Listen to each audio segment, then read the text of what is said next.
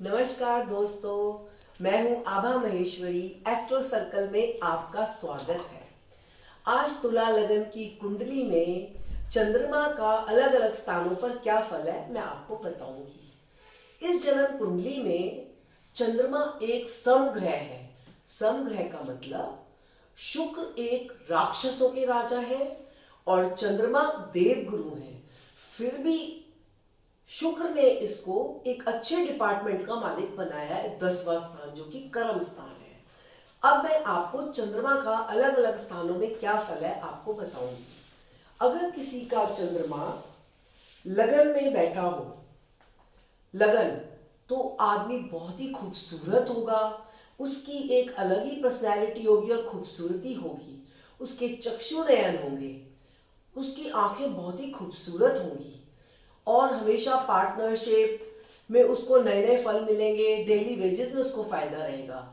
अगर दोस्तों चंद्रमा दूसरे घर का मालिक है, यहाँ चंद्रमा नीच का हो जाता है। नीच मतलब यहाँ फल वो बिल्कुल अच्छा नहीं देगा। इंसान की वाणी थोड़ी कटु हो जाएगी। उसे फैमिली का कभी सपोर्ट नहीं मिलेगा। वो अगर बाहर चला गया तो भी एक सबॉर्डिनेट डिग्री पर ही काम करेगा। वो सोचेगा मैं कहाँ से अपना गुजारा करूं, पैसों की कमी रहेगी हमेशा। उसका काम काज कभी बनने वाला नहीं है। उसे समझ नहीं आएगा मैं कहाँ पर नौकरी करूं, बिजनेस करूं, क्या करूं। उसका टाइम बहुत ही खराब चलेगा। अब दोस्तों अगर चंद्रमा तीसरे घर में बैठा हो तो कभी अच्छा फल नहीं देगा। इसने कर्म स्थान को उठाकर मेहनत में बिठा दिया। इसका मतलब इंसान खपता ही रहेगा। छोटी बहन का योग जरूर बना देता है, लेकिन उसको धन अर्जित बहुत मेहनत करने के बाद ही होगा। फिर भी उसके खर्चे सदा इनकम से ज्यादा ही रहेंगे। अब दोस्तों अगर किसी का चंद्रमा चौथे स्थान पर बैठा है तो ये एक अच्छा घर है। उसकी माता से हमेशा बहुत बनेगी। वाहन, भूमि, सब चीजों का उसको सुख मिलेगा। वो एक अच्छे डिपार्टमेंट में काम करेगा और जब भी दशा अंतरदशा उसको आएगी, सुख सुविधाएं उसके पास रहेंगी। अब दोस्तों अगर किसी का चंद्रमा पंचम स्थान पे बैठा है तो उसका प्रोफेशन हमेशा दिमाग से जुड़ा हुआ होगा। उसका पुत्री का योग होगा और बच्चे भी उसके सुंदर होंगे। वो दिमाग से हमेशा बहुत प्रसन्न रहने वाला और नए नए आयाम, रास्ते, अनएक्सपेक्टेड गेन उसको हमेशा मिलेगा क्योंकि ये स्थान अच्छा है।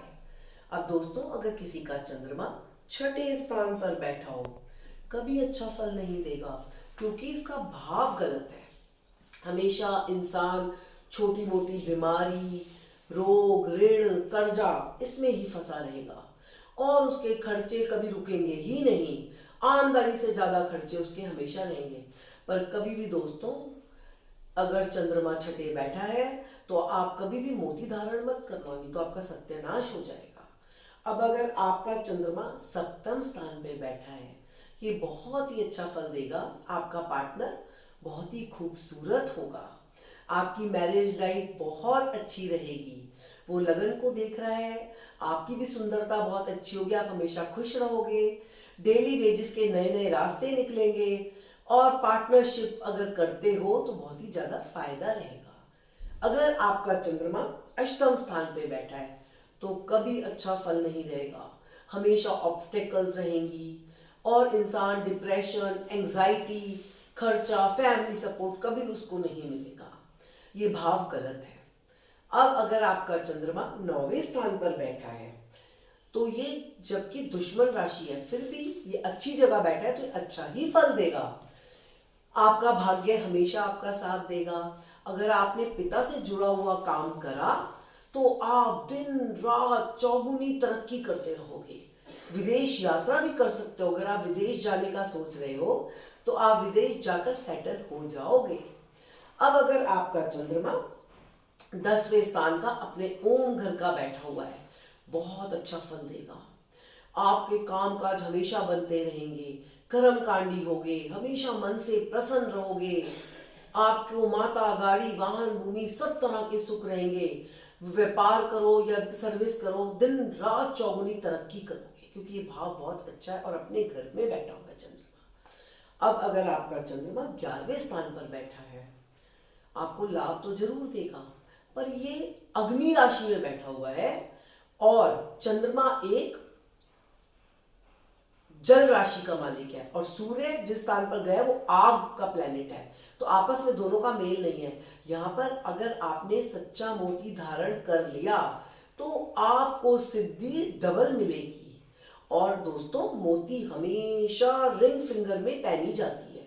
अगर कहीं आपने गलती से दूसरी उंगली में पहन लिया तो सत्यानाश हो जाएगा आपका कोई काम नहीं बनेगा।